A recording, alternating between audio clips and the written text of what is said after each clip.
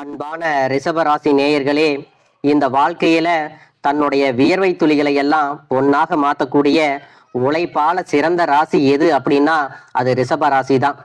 நேர்மையானவங்க, நம்பிக்கை நிறைஞ்சவங்க, பணம், சொத்து, வியாபாரம், மதிப்பு, மரியாதை இது எல்லாமே ரிஷப ராசிக்காரங்களுக்கு தானாவே தேடி வரும்.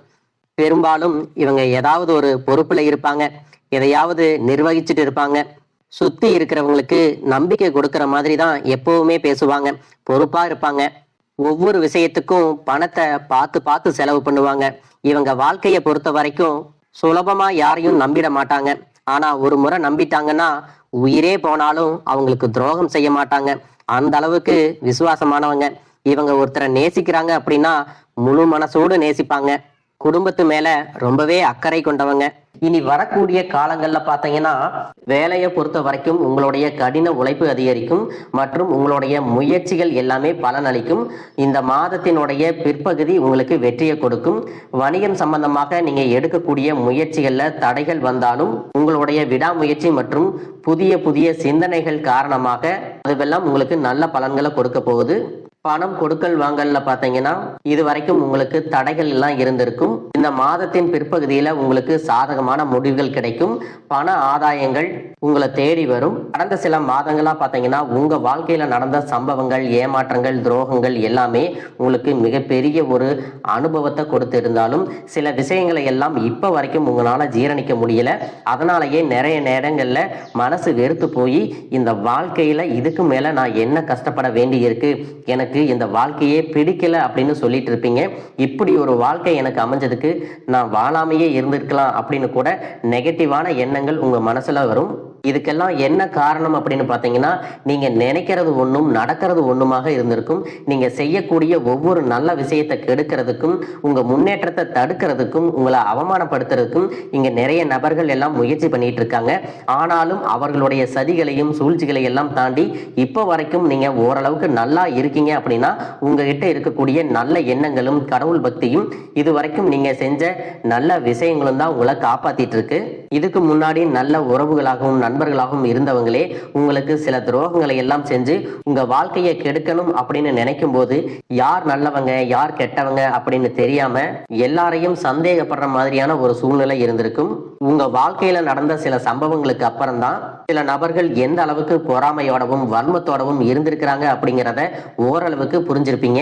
இது எல்லாமே தெரிஞ்சும் கூட நீங்க என்னமோ பண்ணுங்க, உங்க அளவுக்கு எனக்கு சூதுவாது தெரியல, இந்த மாதிரி தெரிஞ்சே மனசாட்சிக்கு விரோதமா தப்பு செய்யறவங்களுக்கு அந்த கடவுள் நிச்சயமா தண்டனையை கொடுப்பாரு அப்படின்னு கடவுள் கிட்ட உங்களுடைய வேண்டுதலை எல்லாம் வச்சுட்டு அமைதியா கடந்து போயிட்டு இருக்கீங்க. உங்க மனசுக்குள்ள எத்தனை ஆதங்கம் இருந்தாலும் இப்ப இருக்கக்கூடிய சூழ்நிலையில தான் உண்டு தான் வேலை உண்டு அப்படின்னு தான் நீங்க போயிட்டு இருக்கிறீங்க. மற்றவங்க மாதிரி இல்லாம கஷ்டத்தையும் கண்ணீரையும் மறைச்சிட்டு வெளியே சந்தோஷமா இருக்கிற மாதிரி நடிச்சிட்டு இருக்கிறீங்க. இந்த வாழ்க்கை உங்களை எப்படி புரட்டி போட்டாலும் முடக்கி வச்சாலும் நீங்க எப்பவும் போல சாதாரணமாவே இருக்கிறதால உங்களை சுத்தி இருக்கிறவங்க எல்லாருமே இவங்களுக்கு என்னப்பா ஓஹோன்னு ஜாலியான வாழ்க்கை வாழ்றாங்க அப்படின்னு சொல்லுவாங்க. ஆனா மனசுல நிம்மதி இல்லாம வயிறார சாப்பிட முடியாம நிம்மதியா தூங்க முடியாம எவ்வளவு கஷ்டப்படுறீங்க அப்படிங்கிறது உங்களுக்கு மட்டும்தான் தெரியும். இந்த மாதிரி உங்க வாழ்க்கையில திடீர்னு ஒரு பிரச்சனை அப்பப்போ வந்துட்டு தான் இருக்கு. அதையெல்லாம் எல்லா இடத்துலயும் நீங்க கடந்து வந்துட்டு தான் இருக்கீங்க. இந்த மாதிரி நீங்களா ஏதோ தட்டு தடுமாறி எந்திரிச்சு நிக்கிறப்போ உங்களை குறை சொல்றதுக்குன்னே நிறைய பேர் தேடி வருவாங்க. நீங்க 1000 நல்ல விஷயம் செஞ்சாலும் அதையெல்லாம் பாராட்டி ஒரு வார்த்தை கூட சொல்ல மாட்டாங்க. அதுவே உங்களுக்கு தெரியாம ஒரு தப்பு நடந்துட்டாலோ உங்களுக்கு சம்பந்தமான ஒருவர் தப்பு செஞ்சுட்டாலோ அது இந்த உலகத்துல யாருமே செய்யாத தப்பு மாதிரி குத்தி காட்டிட்டே இருப்பாங்க. அவங்களுடைய நோக்கம் என்னவா இருக்குன்னா நீங்க நல்லா இருக்கணும் அப்படிங்கிறத விட நீ முன்னேறிடக்கூடாது அப்படிங்கிறதுல ரொம்பவே கவனமா இருப்பாங்க. நண்பர்களாக இருந்தாலும் சரி, சொந்தக்காரங்களாக இருந்தாலும் சரி, அவங்க தேவைக்குனா மட்டும் உங்ககிட்ட வந்து பழகுவாங்க. அந்த தேவை முடிஞ்சிச்சு அப்படின்னா உங்களை விட்டு விலகி போயிடுவாங்க. இப்படி மற்றவங்களுக்காக எல்லா விஷயத்தையும் செய்யக்கூடிய உங்களுக்கு ஏதாவது ஒரு அவசரம் ஒரு உதவி தேவைப்படுது அப்படின்னு போய் நின்னா உங்களுடைய சூழ்நிலையை புரிஞ்சுக்காம அவங்க 1000 கேள்விகளை கேட்டுட்டு அதுக்கப்புறமா சின்னதா ஒரு உதவி செய்வாங்க. இதையெல்லாம் நினைக்கும் போது நீங்க எப்படி அவங்களுக்கு உதவி செஞ்சு ஏமாந்திருக்கீங்க அப்படிங்கிறத இப்பதான் புரிஞ்சுப்பீங்க. இந்த வாழ்க்கையில எப்படியாவது முன்னேறணும் அப்படிங்கறதுக்காக தினம் தினம் கஷ்டப்பட்டு உழைக்கிறவங்க. உங்களுடைய மனசாட்சிக்கு தெரிஞ்சு நீங்க யாருக்கும் எந்த கெடுதலையும் கஷ்டத்தையும் துன்பத்தையும் கொடுத்ததில்ல. ஆனாலும் உங்களுக்கு மட்டும் ஏன் இந்த மாதிரி கஷ்டங்கள் வருது, பிரச்சனைகள் வருது அப்படின்னு பாத்தீங்கன்னா, நீங்க நல்லவங்களா தான் இருக்கீங்க, நல்ல விஷயங்களை தான் செய்யறீங்க. ஆனாலும் உங்களை சுத்தி இருக்கக்கூடிய மனிதர்கள் அந்த மாதிரி நினைக்கிறது இல்ல. நீங்க என்னதான் பிரச்சனைகளை எல்லாம் தவிர்த்துட்டு வந்தாலும் ஏதாவது ஒரு சூழ்நிலையில பிரச்சனையும் கஷ்டமும் உங்களை தேடி வந்துட்டு தான் இருக்கு. ஆனா இனி வரக்கூடிய நாட்கள்ல உங்களுக்கு சந்தோஷத்தையும் மன மகிழ்ச்சியும் கொடுக்கக்கூடிய ஒரு காலகட்டமா இருக்க போகுது. இது நாள் வரைக்கும் பார்த்தீங்கன்னா உங்க வாழ்க்கையில் நடந்த கெட்ட விஷயத்தை எல்லாமே மறந்துருங்க. இனி வரக்கூடிய நாட்கள்ல உங்களுக்கு எப்படிப்பட்ட நன்மைகள் எல்லாம் கிடைக்க போகுது, எந்த இடத்துல நீங்க கவனமா இருக்கணும் அப்படிங்கிறத நீங்க மனசுல வச்சுக்கணும். மார்ச் மாதத்துல சனியினுடைய வக்ர நிவர்த்தியும், குருவினுடைய பயிற்சியும், சுக்கிர பயிற்சியும், சூரிய பயிற்சி, ராகு கேது பயிற்சிகள் அப்படின்னு கிட்டத்தட்ட 5 பயிற்சி பலன்கள் எல்லாமே உங்களுக்கு இந்த 2026ஆம் ஆண்டுல முழுமையான பலன்களை கொடுக்க போறாங்க. அதனால இந்த காலகட்டங்கள்ல எதையெல்லாம் நீங்க இழந்துட்டோம், எதையெல்லாம் நீங்க மீட்டெடுக்கணும் அப்படின்னு நினைக்கிறீங்களோ அதுவெல்லாம் நிச்சயமா உங்களுக்கு கிடைக்க போகுது. சுக்கிர பயிற்சிகள் மூலமாக உங்களுக்கு பொருளாதாரத்துல நல்ல முன்னேற்றம் ஏற்பட போகுது. பெற்றோர்களுடைய உடல் நலத்துல கவனம் தேவை. இதுவரைக்கும் உங்களுடைய பணம் ஹாஸ்பிட்டல் செலவுகளுக்கோ, கடனுக்கு வட்டி கட்டுறது, வண்டிகள் பழுதாகி அதுக்காக செலவு செய்யறது, மற்றவங்களுக்கு பணம் கொடுத்துட்டு அந்த பணம் திரும்ப வராம கஷ்டப்பட்டது, இந்த மாதிரியான சம்பவங்கள் எல்லாம் நடந்திருக்கும். இதற்கு பிறகு நீங்க பணத்தை சுப செலவுகளுக்காக செய்யணும். நல்ல விஷயங்களுக்கு பணத்தை செலவு செய்யும் போது உங்களுடைய கடன் சுமை பாதிக்கு மேல குறையும். தாய் வழியாக ஆதரவு கிடைக்கும். தொழில் செய்யக்கூடிய இடத்துல உங்களுடைய திறமைகள் வெளிப்படும். வேலை செய்யக்கூடிய இடத்துல உங்களுடைய உயர் அதிகாரிகளின் ஆதரவு உங்களுக்கு திருப்தியாக இருக்கும். சுப செய்திகள் எல்லாமே உங்களை வந்து சேரும். பூமி வாங்கக்கூடிய யோகம் உண்டு. வீடு கட்ட ஆரம்பிச்சு அந்த வேலைகள் பாதியில நிக்குது அப்படின்னா அந்த வேலைகள் எல்லாமே உங்களுக்கு சிறப்பா முடியும். உடன்பிறப்புகளின் திருமண முயற்சிகள் கைகூடும். புதிய வாகனங்கள் வாங்குறதுல ஆர்வம் காட்டுவீங்க. தொழில எதிர்பார்த்ததை விட கூடுதலான லாபம் கிடைக்கும். ஆரோக்கியம் சீராகி உற்சாகத்தோட எல்லா வேலையும் செய்வீங்க. அரசு வேலைகள்ல இருக்கிறவங்களுக்கு மேலதிகாரிகளுடைய ஆதரவு கிடைக்கும். உங்களை விட்டு விலகி சென்ற சொந்தங்கள் எல்லாமே திரும்ப வந்து சேருவாங்க. சகோதர ஒற்றுமை வலுப்படும். நிழல் கிரகங்களான ராகு கேது பயிற்சியில பாத்தீங்கன்னா உங்களுக்கு மறக்க முடியாத சில சம்பவங்கள் எல்லாமே உங்களுடைய வாழ்க்கையில் நடக்கும். இந்த காலத்துல குடும்பத்திலையும் தொழிலையும் நீங்க கூடுதலான கவனத்தை செலுத்தணும். உங்களுடைய கடின உழைப்பால லட்சியத்தை அடையணும் அப்படிங்கறதுக்காக ஒரு பிளான் போட்டு வச்சிருப்பீங்க. அதுவெல்லாம் உங்களுக்கு கையில கிடைக்கிற நேரத்துல சில தடைகள் வந்து சேரும். அதன் மூலமா பண தடைகள் உங்களுக்கு வரும். அதன் மூலமா உங்களுக்கு பணம் வருவது சில தாமதங்கள் ஏற்படும். வியாபாரத்துல போட்டிகளை எல்லாம் நீங்க சந்திக்க வேண்டியது இருக்கும்.